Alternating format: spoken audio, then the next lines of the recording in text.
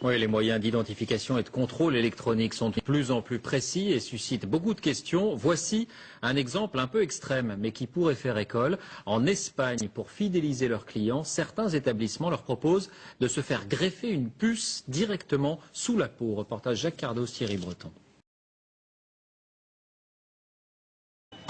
Oui, les moyens d'identification et de contrôle électronique sont de plus en plus précis et suscitent beaucoup de questions. Voici un exemple un peu extrême, mais qui pourrait faire école. En Espagne,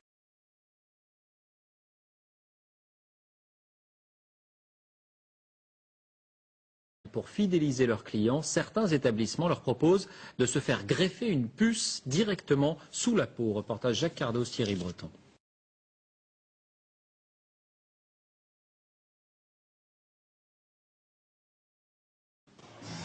Attention, cet homme est porteur d'une puce électronique.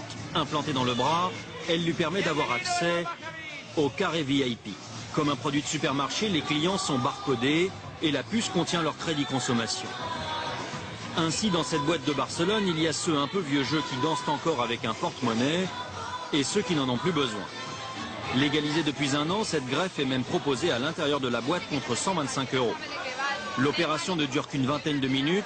D'abord une petite anesthésie locale, ensuite la puce est greffée sous la peau et reliée à un compte personnel, un peu comme un compte bancaire. Je ne sais pas pourquoi j'ai voulu faire ça. En fait, c'est peut-être parce que tout le monde l'a. Et puis c'est pour savoir comment c'est juste pour ça. Cette puce qui vient des États-Unis a obtenu un droit de commercialisation à condition de ne pas détenir d'informations médicales. Facile à implanter, n'importe qui peut donc s'improviser infirmière de boîte de nuit. C'est plus facile que de faire un piercing.